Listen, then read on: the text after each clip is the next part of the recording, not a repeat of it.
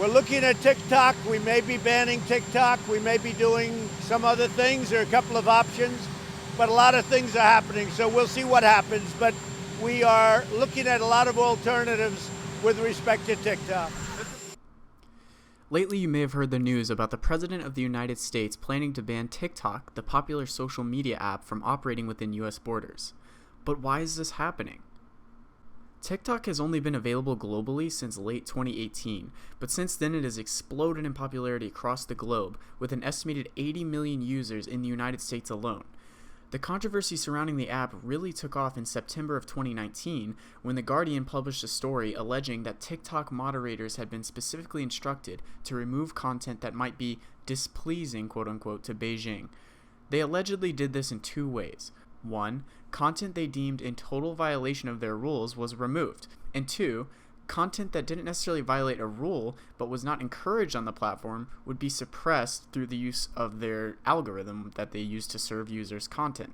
In other words, if you made a video concerning a controversial topic, TikTok would not bolster that content by showing it on the For You feed of the app, therefore reducing the content's reach to its users. TikTok, however, has denied this claim, saying, quote, "Our content and moderation policies are led by US-based teams and are not influenced by any foreign government. The Chinese government does not request that TikTok censor content and would not have the jurisdiction regardless, as TikTok does not operate in China." Nevertheless, representatives like Marco Rubio, Chuck Schumer, and Tom Cotton called on the United States government to investigate potential censorship at the hands of the Chinese government, citing the Guardian article, among others, as justification for these claims. They ignored the simple fact that even if it were 100% proven that TikTok were censoring users on the app, there is in fact no law against this practice. In fact, preventing a company from curating the content on their service would obviously be a violation of their freedom under the United States Constitution. It's totally up to the owner of a website to decide what content is allowed on their site, and they're well within their rights to remove any content they don't like for any reason.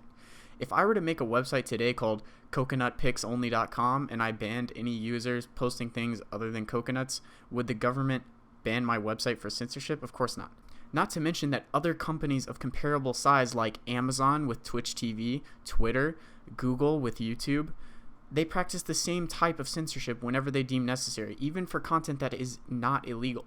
So while censorship may not seem like it's great in principle, obviously no one really likes censorship, there is no legal justification for banning the app on those grounds.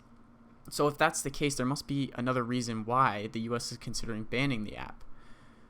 These representatives and others claim that because China typically has control over their companies and can compel them to release information about users at its request, therefore this service would be unsafe for users because their data will be gathered and sent back to China, where the US has no legal jurisdiction. This is, of course, untrue because just like any international company that operates within the United States, TikTok is beholden to US laws, not Chinese laws. It's especially rich, too, because tech giants based in the US are practically notorious for their dubious data handling. Apple, Google, and Microsoft, all United States companies created and operated in the United States, were all involved in the NSA program PRISM. Remember that Edward Snowden guy? This is that thing he was blowing the whistle on. Microsoft in particular handed over access to encrypted user messages on their email service, and even went as far as sharing private encrypted video content with the NSA after they acquired Skype in 2011. Now, of course, I'm not saying this type of invasion of privacy is okay or justifiable by any means, but the idea that the United States has the moral superiority here is completely laughable. Speaking of Microsoft, by the way, for an American company, they sure seem to be willing to cast off their liberal tendencies to make a quick buck. For example, Microsoft censors Bing search results according to the wishes of the Chinese government in exchange for being allowed to operate in the country. When news outlets ask why they do that, even though they typically agree that censorship is bad, they refuse to comment on their practices overseas. Censoring information wrong, China bad, says the exact same country whose education system taught me that the Native Americans taught English colonists to grow corn and then we all lived happily ever after. Anyway, these privacy concerns were further perpetrated in a lawsuit brought about by college student Misty Hong, who alleged that TikTok gathered her data, including a scan of her face, and sent it to Beijing, even though she never made an account on the app. However, importantly, there is no evidence that this transfer took place, and official documents from the company that owns TikTok shows no transfer of user data between Beijing and the company, and the person who started the lawsuit refuses to explain how exactly they know this transfer took place when contacted for comment. So if there's no legal ground for banning the app and no evidence of illegal handling of data, what exactly is the justification for banning the app? Many officials cite national security concerns. This justification is intentionally vague and framed in such a way that to question it is to not care about the security of your nation. Oh, you don't want the United States to arbitrarily ban companies with no evidence of wrongdoing? You must not care about our nation's safety. Interestingly, this has all happened before with another Chinese tech company called Huawei. In 2018, the United States passed a military funding bill that banned the use of all Huawei tech in official government positions. The same arguments were made then, that China had a backdoor into the tech through which they could access users' data without the user ever even knowing.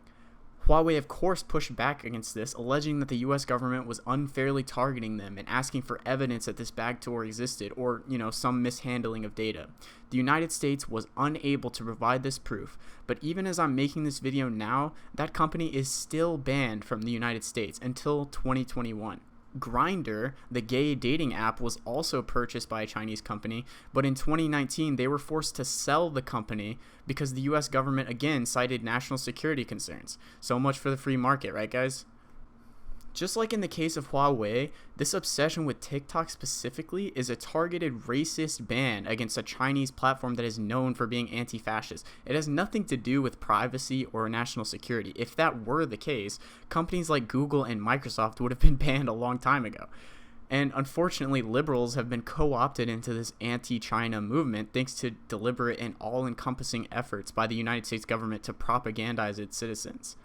We all know about Trump's general disdain for China based on his speeches in the past, but what made him lash out at TikTok specifically? This year probably feels extremely long for everyone that's living through it right now, but think back to many moons ago, back to the month of June, where TikTok users famously sabotaged one of President Trump's rallies in Tulsa, Oklahoma, by reserving seats to the rally and then not showing up.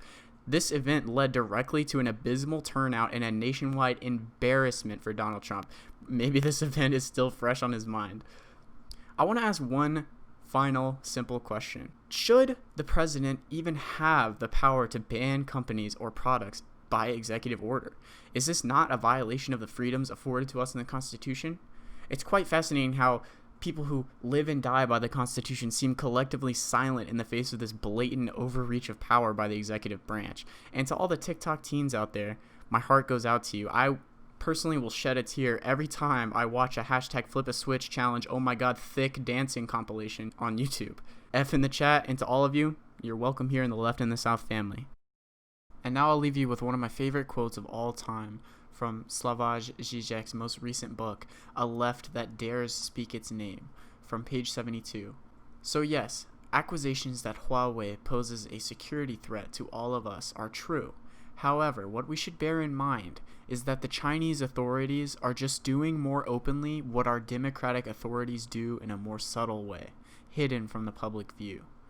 From the new law in Russia that limits our access to the internet to the latest EU regulations of the web, we witness the same effort to limit and control our access to the digital commons. The digital network is arguably today's main figure of what Marx called commons, the shared social space that constitutes the base of our interactions. The battle for freedom is ultimately the battle for the control of the commons, and today this means the battle for who will control the digital space that regulates our lives. So it's not the West against China. The ongoing struggle between Huawei and the West is secondary, the struggle between different factions of those who want to dominate us. The true struggle is between all of them together and us, ordinary people controlled by them. There is one name that symbolizes this struggle for the commons, Julian Assange. We should thus avoid all easy China bashings, and those who don't want to defend Assange should also keep silent about the Chinese abuses of digital control.